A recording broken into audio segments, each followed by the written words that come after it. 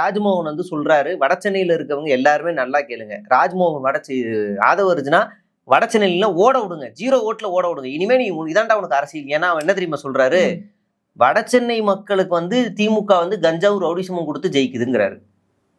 வட சென்னைனாலே திரும்ப திரும்ப நீ இதைதான் மரியாதையே இருக்காது. ஏன்னா நான் வட சென்னை வாசி.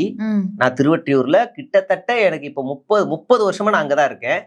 பிறந்தது மட்டும்தான் மதுரை. மீதி எல்லாமே இங்கதான் வட சென்னையில தான் படிச்சேன். வட சென்னை காலேஜ் தான், வட சென்னையிலேயே தான் வளர்ந்தேன்.